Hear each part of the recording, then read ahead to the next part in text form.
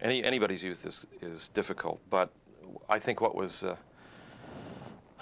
hardest about the 1950s was that everybody thought they knew exactly what they were supposed to do, and nobody wanted to do it. And that meant that there was a kind of lockstep life set up for you. You were to get married the moment you either got out of high school or got out of college. And I remember most of my friends who didn't go to college got married within a year after they got out of high school. They're probably all divorced now. And then you were to go to college for 4 years, get married, and your life was over. So in a sense, high school were supposed to be the greatest time of your life, but there was a sense of doom. It was going to all be over after 4 years. My sense is that the pressures, there were three kinds of pressures. There were pressures from parents who were hysterical that their kids were going to become rock and rollers or listen to bad music or associate with bad people, and that was really a very serious thing. There were pressures from the not so much from the teachers, although some of them were afraid of kids, and there was lots of fear, I think, of what children were how children were behaving. You see that in Blackboard Jungle or some of the films of that era. But mostly it was school boards, and there was lots of pressure on school boards. I know that in my grade school, just before I was graduating from grade school, the local managing editor of the Chicago Tribune got all the songs removed from the school that had anything to do with the United Nations because he thought it was a communist plot. So there was that kind of pressure on the schools from the school board. There was a lot of community pressure. You were supposed to conform to some kind of ideal of childhood. That is to say, you should look like miniature adults and you shouldn't behave like children.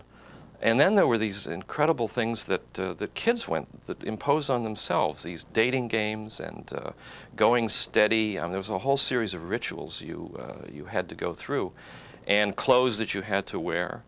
And all of it was sort of carefully merchandised. I mean, one of the interesting things that happens in the 1950s is the development of a youth commercial market for clothes, for objects, for food, all of which is consumed by kids and spread by television, which is beginning to become widespread at that point. I think one of the things that you did when you went to school was try not to be noticed. The most important thing was not to stand out, and there were unofficial clothing color days. There were colors you could wear on some days and colors you couldn't wear on other days. If you wore, I can't remember the color. Maybe it was yellow on Thursday. It meant that you were gay. If you wore the wrong color trousers, you couldn't wear black because that meant you were a hoodlum. Hood is what we called people. So there's a whole series of unofficial rules. You could wear white bucks, which was very much in vogue.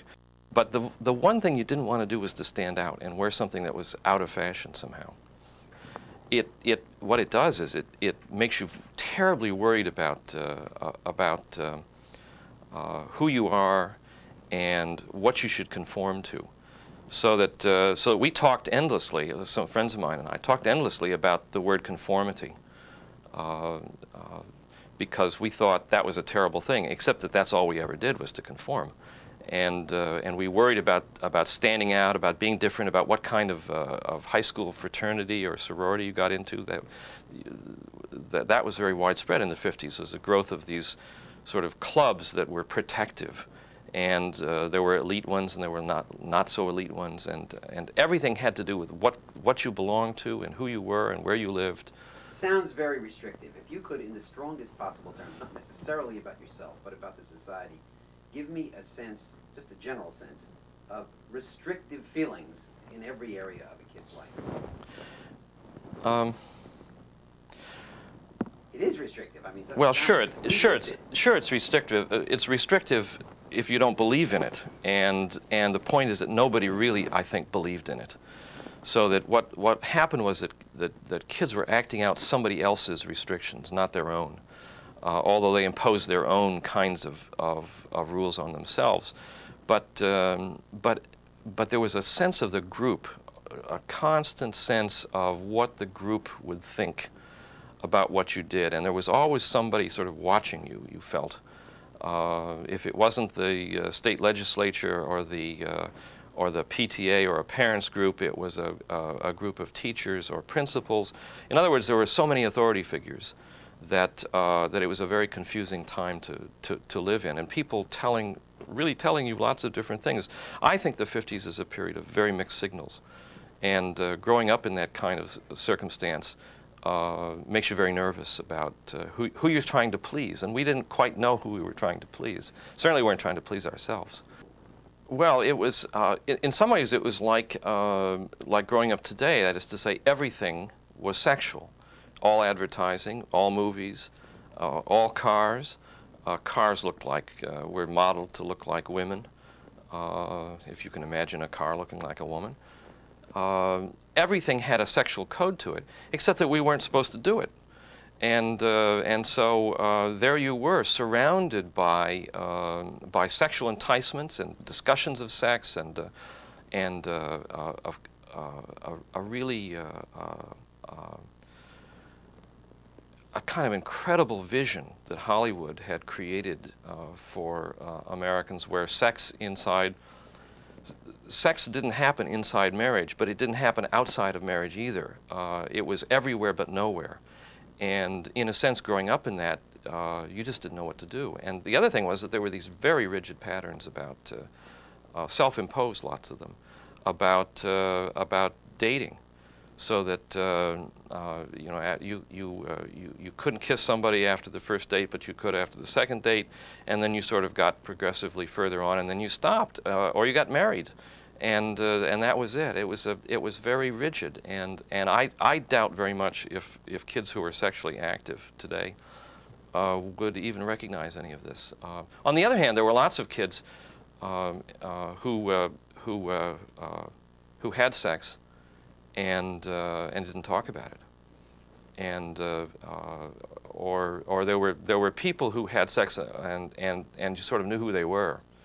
We know that now. Yeah. No, we knew that then. We knew that then, and we used to try to guess who they were, and so it was this sort of differentiation between those people who were sexually active and those people who weren't, and you tried to tell by the clothes they wore and how they walked, and it was bizarre, to say the least.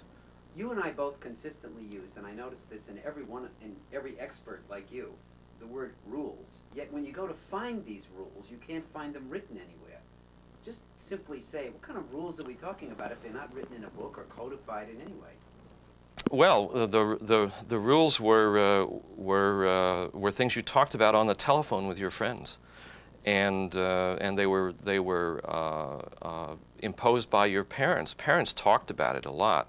There were high school counselors who told you what the rules were, and even if they weren't written down, everybody really knew, and you could almost read them out, cite them. Now there were a lot of high schools that actually passed rules about not holding hands in public, and where to sit and how to sit, and how girls should sit and how boys should sit and what they should wear and things of that sort, all of which had to do with sex. But everybody knew these things. There are lots of unwritten rules that people are very aware of. That's what society is all about. You know, culture is all about unwritten rules, and we had an awful lot of them. People or the money, what gave kids power? Well, there are a lot of. I think there are a lot of reasons for that, but part of it really has to do with the fact that children were the center of life, and parents were constantly talking about, and in fact sacrificing for their kids, trying to create a better life. This was a very serious thing they were doing, and the move to the suburbs was in part that, create a better life for my kids, and buying them things that they hadn't had in the 30s and the Depression was very important, and teaching children to be consumers and allowing them to influence consumer decisions is really I think, a kind of unique thing in the 1950s. It's not unique anymore, but it becomes unique in the 1950s. And kids had to, for example, lobby their parents to buy television sets. Lots of parents didn't want television sets. They thought that was a bad thing, that kids wouldn't read books. They had to lobby them to buy fancy cars, and the whole movement to customize cars and create kind of outlandish designs comes, I think, from kids working on cars and these designs getting into Detroit and then being sold back to us. Also, things were a lot cheaper. Cars were almost cost nothing, and washing machines and the kinds of appliances. Now, relative to the amount people earned, it was still a lot. But if you hadn't had a washing machine in your house or a dryer in the 1930s, and you moved to the suburbs in the 50s and you bought one of these things, why, my God, you thought, this is really changing. Things are really changing for the better. You were being told, the whole society was preaching saving money and learning the value of money. I remember that phrase endlessly being preached at me. What is the value of money? The value of money had nothing to do with buying something. It had to do with not spending it. Value had to do with not using it. So you were constantly getting messages like that from school, from parents, from all kinds of places. And at the same time, your parents were buying all these things, and the society was encouraging you to purchase everything. So you got a mixed message, like everything else in the 50s. There's a mixed message. The result of the two messages that you got in the 1950s was, one, that you were the center of the universe, and that you could change the world, and that everything revolved around you. And at the same time, you were being told not to do anything at all. Therefore, there's a contradiction. And the contradiction focuses on all the things you weren't supposed to do, because you were being told not to do them, and yet you were being told to do them, in a sense. And the result of the mixed messages is a kind of grandiose self that this is an old American thing anyway. My freedom is everybody else's freedom. Whatever I can do personally to break the bounds that are on me are going to liberate everybody else. And so we all thought, we persuaded ourselves, I think, that everything we did to subvert the rules of the 1950s and the patterns of life that were expected for us was something done for humanity. Very grandiose a view of the world.